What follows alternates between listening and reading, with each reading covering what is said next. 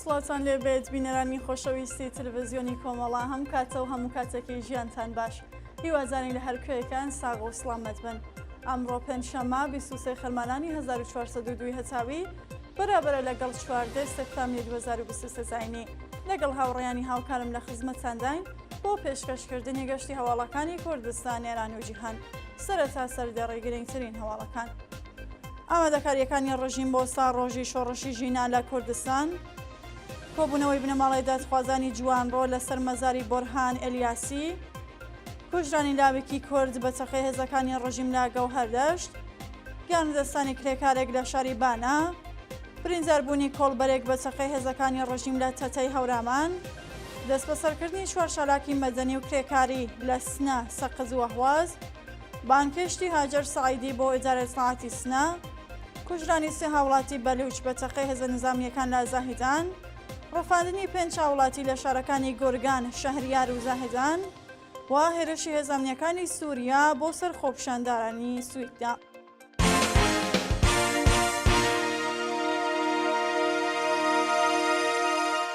درێژی هەواڵەکان. ئامادەکاریەکانی ڕژیم بۆ ساڕۆژی شۆڕشی ژینان لە کوردستان. ڕۆژی چوارشەممە 22 خەرمانان ڕژیمی سەرکوتگەر لە گواستنەوەی هێز بۆ شارەکانی کوردستان بەردەوام بوو، شەقام و کۆڵانەکانی بە تەواوەتی میلیتاریزە کرد. هەروەها دانانی دووربینی چاودێری لە شەقامە سەرەکی و فەرعیەکان هێشتا درێژە هەیە و بازگەی پشتینی لە زۆربەی گەڕەکی شارەکانی کوردستان درێژە هەیە. بە پێی راپۆرتانەی بەدەستمان گەیشتووە، ڕژیمی جەنایەتکاری ئیسلامی هێزێکی زۆری سەربازی لە شارەکانی دیکە ئێرانەوە بۆ پارێزگاکانی کوردستان، ئازەربایجانی ڕۆژاوا، ئیلام و کرماشان گواستوتەوە و ئۆتۆمۆبیلە سەربازیەکانی بەردەوام بە نێو شارەکەدا دەسوڕێنەوە. هەروەها شەقامە سەرەکی و فەرعیەکانیش پڕکراوە لە دووربینی چاودێری و بە کرێگیراوانی ڕژیم لە بازگەکانی پشکنیندا ئازاری خەڵکەدەن. کۆبوونەوەی بنەماڵی دادخوازانی جوانڕۆ لەسەر مەزاری بۆرهان ئەلیاسی. ڕۆژی چوارشەممە 22 مانگی خەرمانان بنەماڵی دادخوازانی جوانڕۆ لەسەر مەزاری هەمیشە زیندوو بۆرهان ئەلیاسی کۆبوونەوە و ڕێزیان لە بیرەوەریەکانی گرت. بە پێزانیاریەکان بنەماڵی دادخوازان و ژمارەیەک لە خەڵکی ئازادیخوازی جوانڕۆ ڕۆژی ڕابردوو بە کۆبوونەوە لەسەر مەزاری بۆرهان ئەلیاسی وێڕای بەرزنرخاندنی یادیە و گیان بەخسکردوی ڕێگای ئازادی و بەرابەری بەڵێنیاندا درێژەدەری ڕێگای پڕ لە شانازی بن. کوژرانی لاوێکی کورد بە چەقەی هێزەکانی ڕژیم لە گەوهەردەشت. ڕۆژی چوارشەممە 22 خەرمانان لاوێکی خەڵکی شاباد و دانیشتووی گەوهەردەشتی کەرەج بە ناوی حەمید باقری لە کاتی وتنەوەی دروشم دژ بە کۆماری ئیسلامی بە چەقەی هێزەکانی ڕژیم کوژرا. بە پێی راپۆرسەکان حەمید باقری لە یەکێک لە شەقامەکانی شاری گەوهەردەشت بانگەشەی بۆ خۆپیشاندان کردووە و دژ بە کۆماری ئیسلامی دروشمی بەرز کردووەتەوە، بەڵام هێزەکانی ڕژیم هێرشیان کردووەتە سەری و تێکەڵچوون ڕوویداوە. لە کاتی تێکەڵچووندا هێزەکانی ڕژیم بە شێوەیەکی نامرۆڤانە 4 فیشەکیان پێوە ناوە و کوشتویانە. گیانەدەستانی کرێکارێک لە شاری بانە. ڕۆژی سێشەممە 21 خەرمانان کرێکارێکی بیناسازی لە شاری بانە بە ناوی شاهین مرۆڤەتی بەهۆی بەربوونەوە لە بەرزای گیانی لەدەستا. بە پێی راپۆرسەکان شاهین مرۆڤەتی لە کاتی کارکردندا بەهۆی نەبوونی منی شوێنی کار لە بەرزایی بینایەکی نیوەکارەدا کەوتە خوارەوە و دەست بە جێگیانی لەدەستاوە. نەبوونی ئیمنی شوێنی کار، زابین نەکردنی کەرەستەی خۆپاراستن لەلایەن خاوەنکار و نەبوونی بیمەی دەرمانی هۆکارەکانی چوونە سەرەوەی ئاماری قوربانیانی ڕووداوی کارە لە ئێران. برینداربوونی کۆڵبەرێک بە چەقەی هێزەکانی ڕژیم لە تەتەی هەورامان. ڕۆژی چوارشەممە 22 خەرمانان کۆڵبەرێکی خەڵکی گوندی دەرەکی سەر بە شاری مەریوان بە ناوی ئەحمەد عوسمان محەممەدیان بە چەقەی هێزەکانی ڕژیم لە سنووری تەتەی هەورامان بە سەختی بریندارکرا. بە پێی راپۆرتی گەیشتوو بە کۆڵبە نیوز، ئەحمەد عوسمان محەممەدیان لەلایەن دەست و پایەوە فیشەکی بەرکەوتووە و بامبەستی وەرگرتنی چارەسەری پزیشکی ڕەوانەی نەخۆشخانەی بوعەلی مەریوان کراوە. ناوبراو بەهۆی سەختی برینەکانیەوە دەست بەجێ نەشتەرگەری بۆ کراوە و هیچ زانیاریەک سەبارەت بۆ دۆخی تەندروستی لەبەردەستانە. دەست بەسەرکردنی 4 چالاکی مەدەنی و کرێکاری لە سنە، سەقز و ئەهواز. لە ڕۆژانی ڕابردوودا چالاکێکی کرێکاری ناسراوی خەڵکی سنە بە ناوی مەجید حەمیدی و چالاکێکی مەدەنی کوردی دانیشتووی ئەهواز بە ناوی فەرزاد کەریمی، هەروەها دوو هاوژینی چالاکی مەدەنی خەڵکی سەقز بە ناوەکانی هیوا تاتایی و سەعادەت بۆداقی لەلایەن هێزەکانی ڕژیمەوە دەست بەسەرکراون.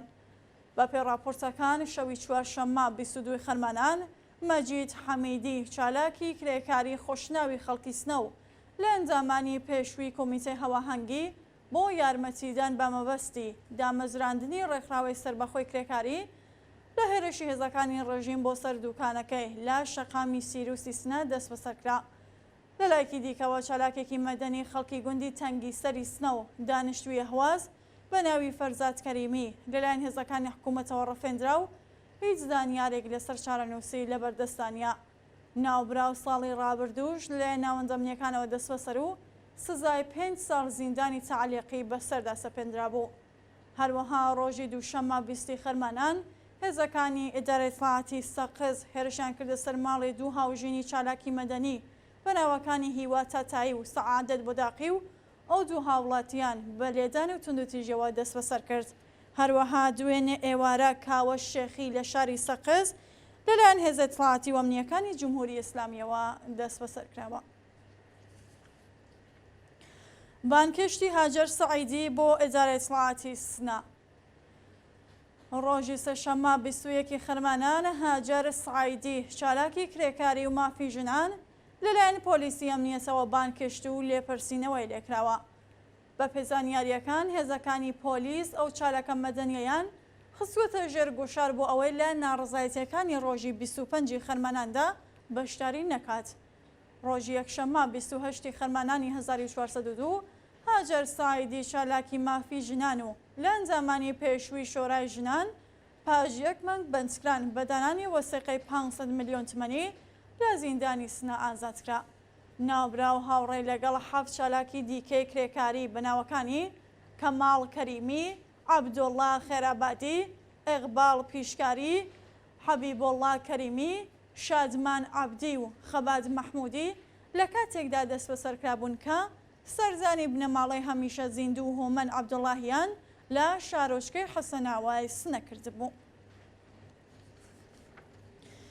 کۆبوونەوەی بنەماڵەی دادخوازان لەسەر مەزاری نەوید ئەفکاری لە شیراز. ڕۆژی چوارشەممە 22 خەرمانان بنەماڵەی دادخوازانی قەزوێنی و شیراز لەسەر مەزاری گیان بەخسکرد و نەوید ئەفکاری کۆبوونەوە و پەیمانیان لەگەڵ هاوسەکانی نوێ کردەوە.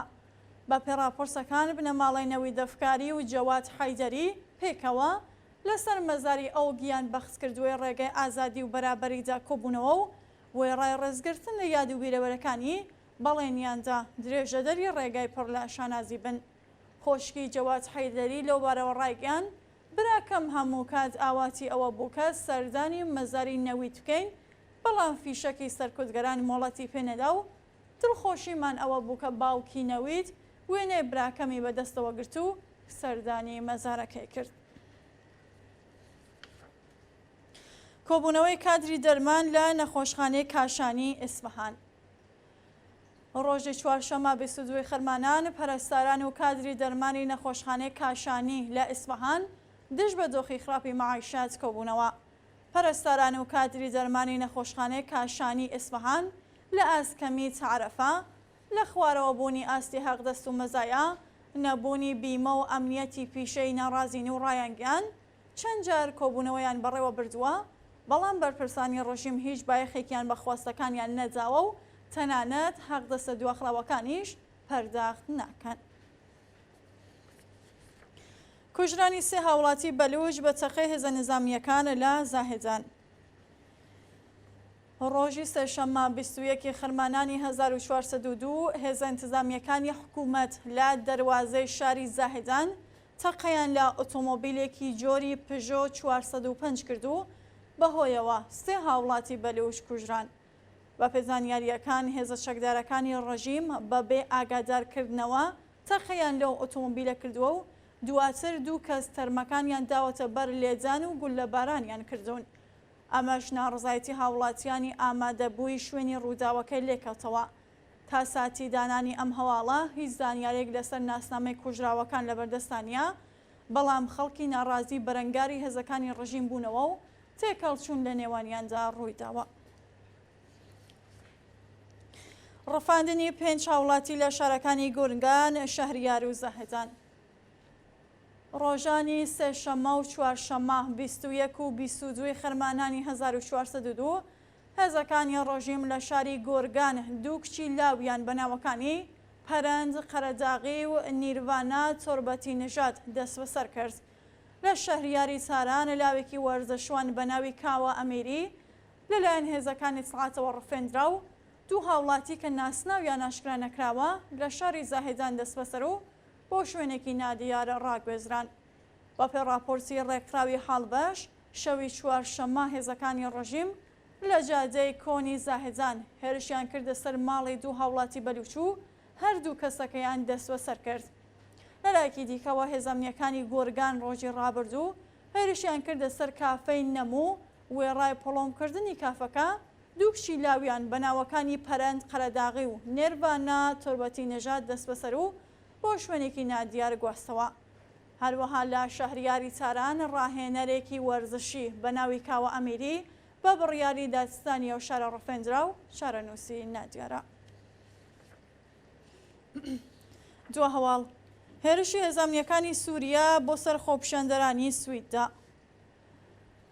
ڕۆژی چوارشەمە 22 خەرمانانە دانیشتوانی شاری سویددا بۆ جارێکی دیکە دژ بە ڕژیمی جەنایەتکاری بەشار ئەسەد ڕۆژانە سەرشەقام و لەگەڵ هێزەکانی دەوڵات بەشەر هاتن.